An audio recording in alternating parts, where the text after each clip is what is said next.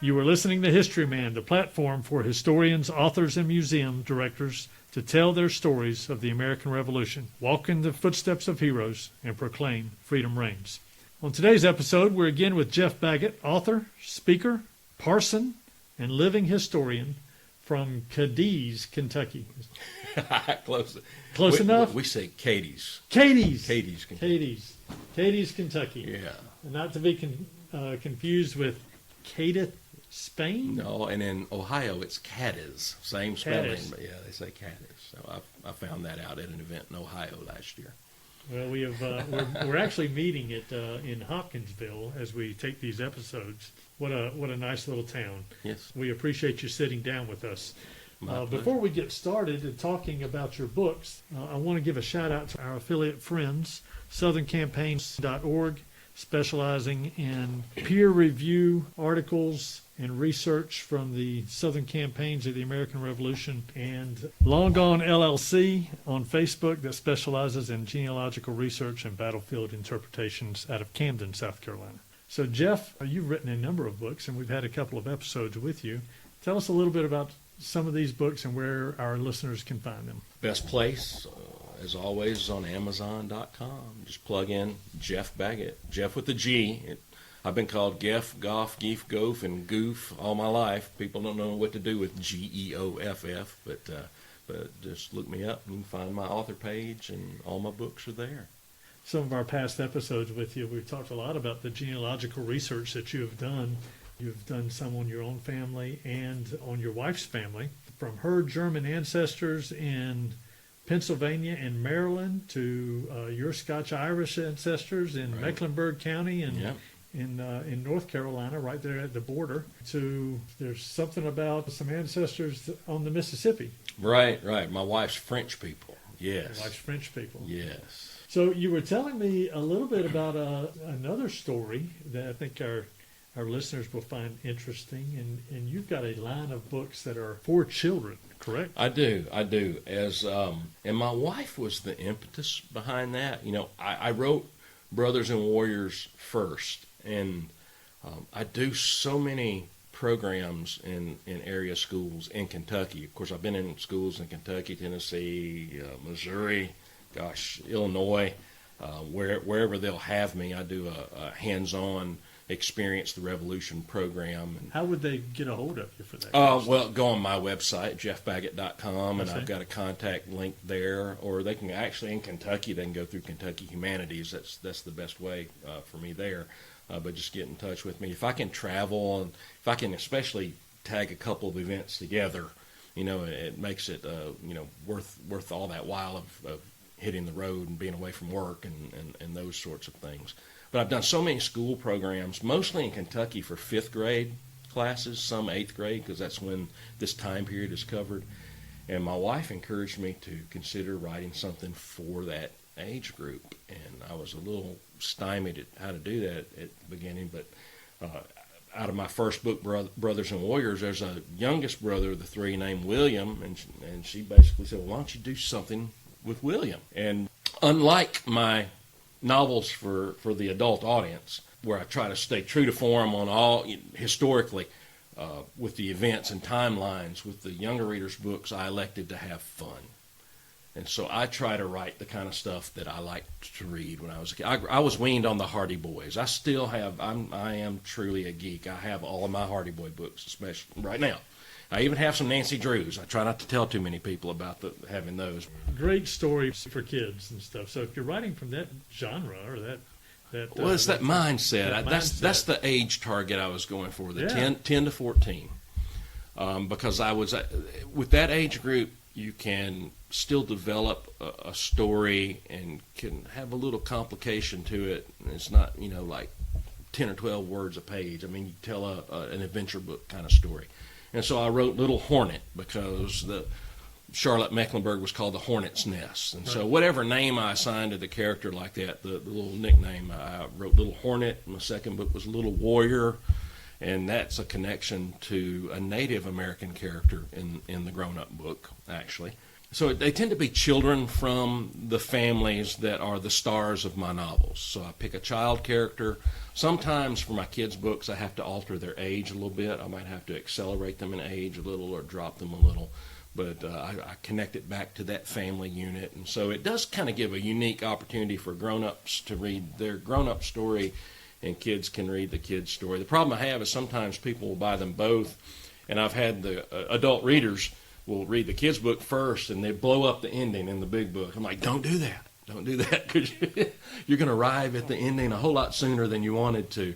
But yeah, I like reading for that age group. I've written a couple of Kentucky frontier adventures as well, about as I'm discovering child characters during the Revolutionary War period that did important things. I want to tell those stories as well. So, like who? My first one was a character I discovered completely by accident. Her name was Betsy Johnson, and she was a hero of Bryan Station in Kentucky, which was just a frontier post near what's present-day Lexington. And in 1782, in August, that post came under siege and attack by a combined force. I think it were Wyandotte, Shawnee, and there were also British-Canadian Rangers involved in the group. Over 300, as best I could tell, brought that fort under siege. It was right before the Battle of Blue Licks, which was a very traumatic loss for American forces on the frontier in Kentucky. But they withstood that siege, and so there was an event there. We often refer to it as the Women of Bryan Station. They didn't have water inside the fort, and so the women volunteered, even when they were surrounded, to go out and walk that however many quarter of a mile or so down to the river down below, and there was a spring associated, and it was a daily task for the women to go and get water and haul it back to the fort. And so they volunteered to pretend like the natives weren't there and to go and do it again. And they were doing so under the hope that they weren't trying to get the women. They were there to smoke the men out. And they did this big march and pretended they weren't being watched, and took an hour or so and fetched water and brought it all back to the fort. And they did it. And Betsy Johnson was one of those girls with her mom and her little sister who carried a little piggin of water as well. But then that night they came under concentrated attack. The natives tried to burn them out. She wrote firsthand accounts because she was very young, Right. and there was things that she wrote in letters and writings. But there was when they were trying to burn out with fire bombs, they were trying to catch the rooftops of the cabins on fire, and the rooftops angled downward into the compound just so that arrows and things would kind of fall harmlessly down into the compound. And a firebomb rolled off of one of those cabins and landed in a sugar trough, which was a makeshift cradle that held her little brother. And it caught the hay and bedding on fire. And she ran across that open part of the fort under fire, grabbed one of those buckets of water that they'd hauled in that day, and dumped it on him and saved his life. And his name was Richard Mentor Johnson, and he went on to become Vice President of the United States under Martin Van Buren. Well, isn't that cool? You can't make it up. You can't. Hollywood doesn't write it this No. good. So that's And great. it really happened. Right. You know? Yeah. I think that's the beautiful thing about these stories. And I've talked to Charles Baxley from Camden, Right. who is the chairman of the 250th anniversary of the Revolutionary War in South Carolina. Mm-hmm. Talked to him about that. These characters in the American Revolution or the history of America are really, in today's genre, would be these superheroes that you see in Right, Marvel Comics right, or right. DC Comics or whatever. Right. That they were real life superheroes in Yeah, many respects. and endured things and saw things. That's right. You know, my second book in that series I called Always Looking For. Well, I called that first book, by the way. It's called A Bucket Full of Courage. Okay. Yeah, that's How what. apropos. Yeah, because she hauled water from the well, while being watched, and she saved her brother's life. And there are a lot of things. She wrote several different things in personal correspondences I was able to glean some facts from. The second one I wrote, I called Always Looking for a Home. And I wrote that about the sons of Squire Boone, who was Daniel's brother. Right. And he was a frontiersman in his own right. Everyone knows about Daniel Boone because, well, Fess Parker played him and he wore a coonskin cap and had a really horrible Hollywood wardrobe in the 1950s, right? And totally the wrong kind of guns for the period and all those kind of things. But so everybody knows about Daniel Boone, but Squire, his family, I have all the documents that show where they stayed here for so long, and it's book and they were here. They moved like every year and a half, 2 years. When they came to Kentucky, they didn't stay put. In fact, he and Daniel Boone came back from a trailblazing trip, and that's when they packed up the family and left the Yadkin River Valley in North Carolina and came to Kentucky. But then they didn't stay put. They Boonesboro for a while, and this station, Logan Station, for a while, and then finally they settled up near what is Shelbyville, Kentucky, and it was actually Squire Boone Station. And they came under attack, and a large column of folks were evacuating from there to another station, and you have an event called the Long Run Massacre, where that column of civilians and families was attacked over this great long run, this great distance, miles and miles. From where to where? I can't recall. It was from Squire Boone Station, but I can't remember where off the top of my head. They were headed back. They headed back toward Louisville, I think. I would have to go back and look at my notes. I just can't recall. But they have an event commemorating the Long Run here in Kentucky every year.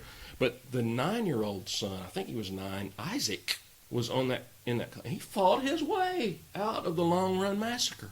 A 9-year-old, and survived by clinging to the tail of a mule when it swam across the river.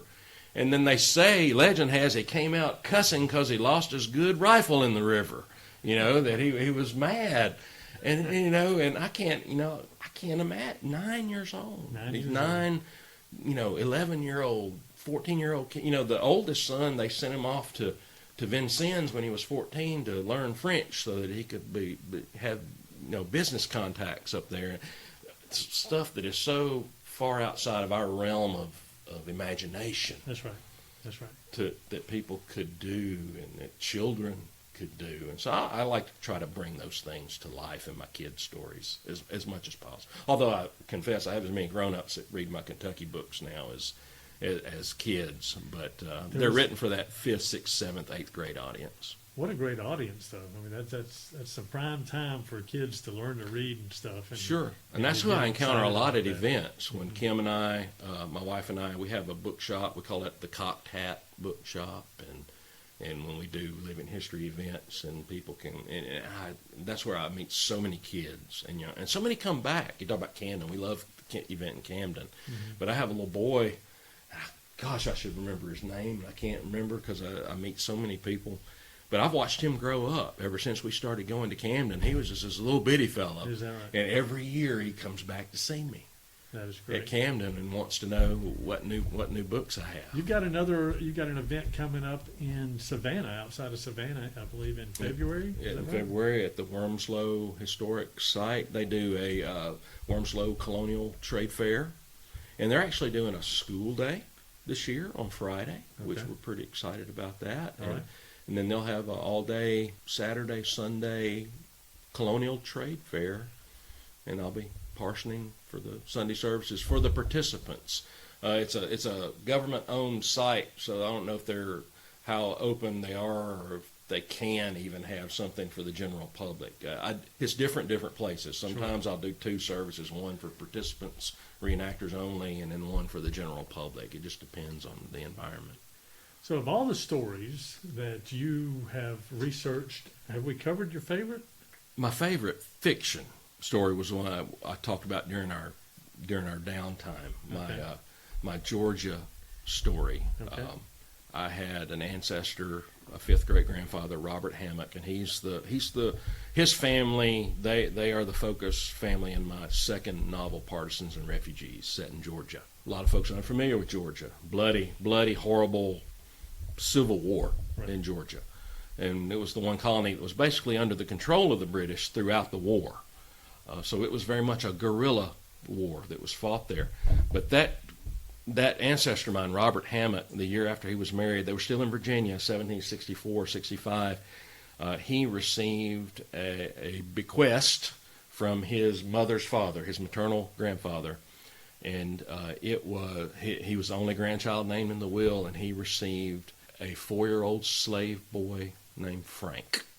Okay. And as far as I tell everyone when I recount the story, my saying is it's the only mention of Frank ever in the universe. There's no other mention of Frank the slave anywhere. And they were pretty particular by saying it was an African Yes. boy, not an indentured No, servant not indentured. from Ireland or anywhere like that. He was a slave. He Okay. was, and it used the language of the period, said a Negro child named Frank. Okay. And I didn't know what to do with Frank. Although when I read that at first, I thought, how can I bring Frank into the story? Because I don't know anything about Frank. But I thought, well, that's the only mention of Frank. I can do whatever I want. And so that became my little spark of creativity of this character that I got to completely assign a personality to and a destiny. And so he grew up as an important character in my story and was an important element in that family. And in my portrayal, it's a novel, but but it's something that happened very much in real life in the American Revolution, especially in the South, where the slave went off to war with their master, or was signed over in lieu of, Right. as a substitute for, Right. and that was a recognized thing to do, to sign Right. over a son or a relative or a slave as a substitute.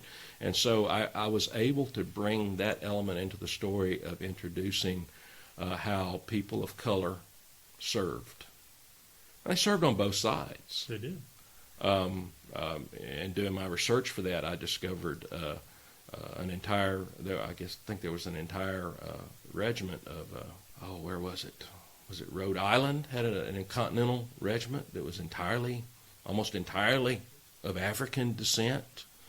There was a regiment called the Bucks of Massachusetts that was of African descent.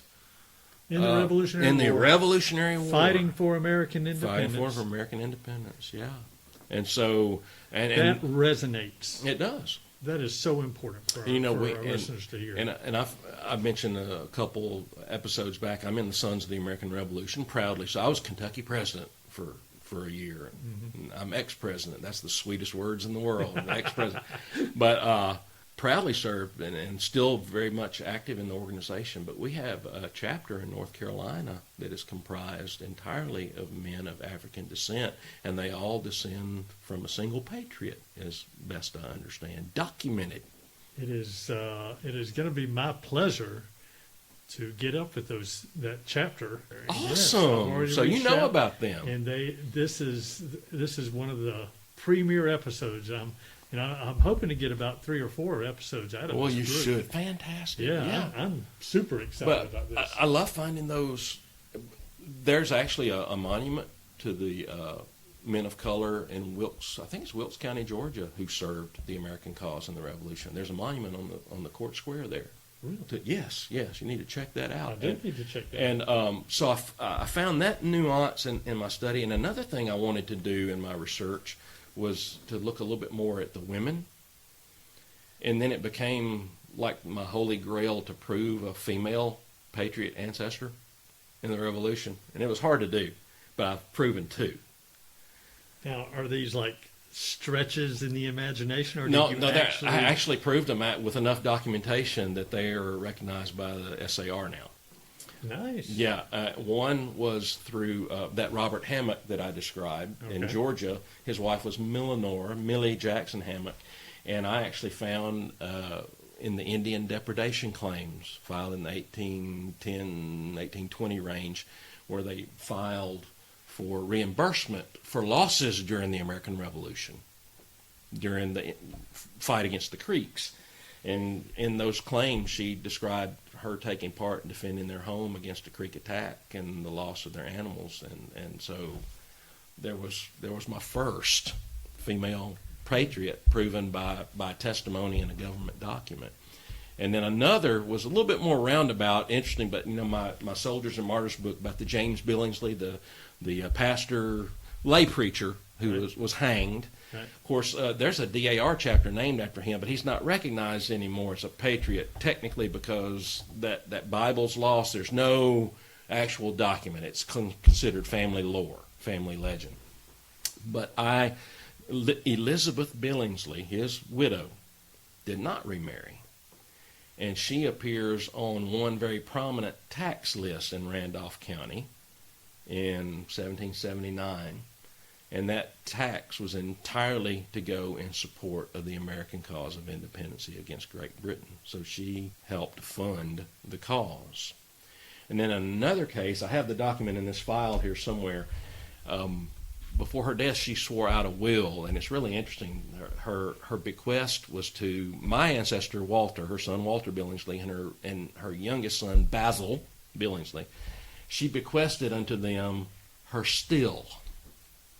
Nice. Nice, right? So that was very un-Baptist of her, right? But her still, it was for medicinal purposes, I'm sure. That's how I wrote it into my story. And actually, the still is in that book. It's Well, I'm not sure the still, but Baptist at that time. not at that time. No.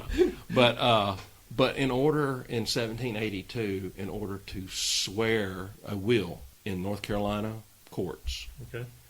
one had to swear their oath to North Carolina and to the United States of America. To North Carolina and the United States? Well, to the North Carolina government, it was by assumption to the United States Okay. because it was the government of North Carolina. I see.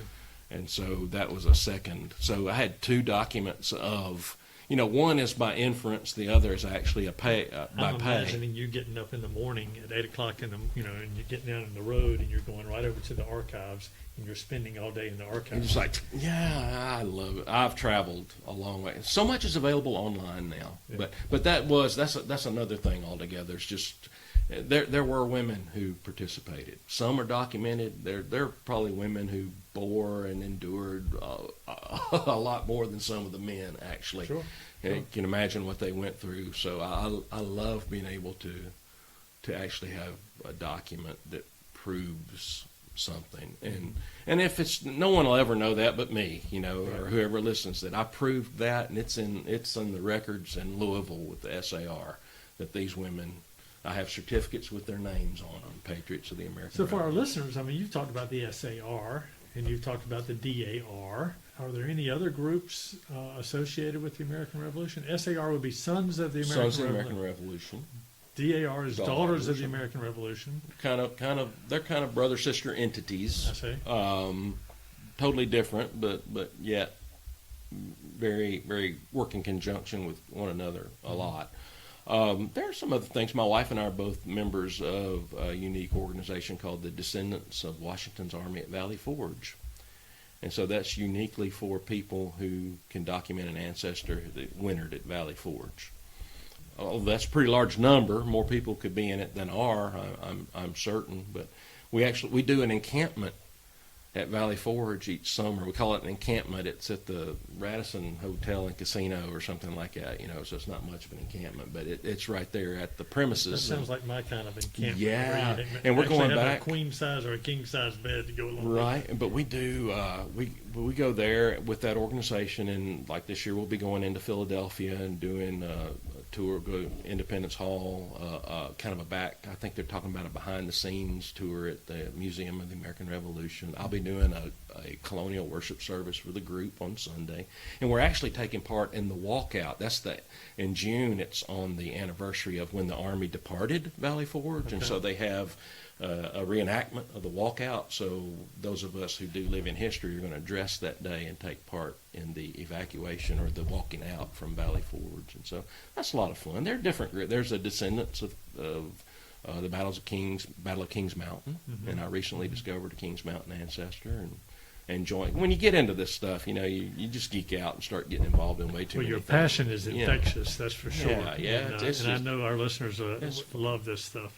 So, well, thank you so much. Tell us a little bit, tell our listeners again how they can reach you and reach your books. Well, my website is Geoff Baggett, GeoffBaggett.com. I have all sorts of links and information there. They can plug in that name in the search bar on Amazon and find me there. And most of their logo, if they want something from a local, if you have a Barnes and Noble or something, they can get them. They'll have to order them in usually. But you can get them in most major booksellers. You can get those books, but I really recommend Amazon. They tend to be the best about it and the quickest Right. about getting them to you. But Well, Geoff, thank you for sitting down with us. well, it's been a joy indeed. Thank you.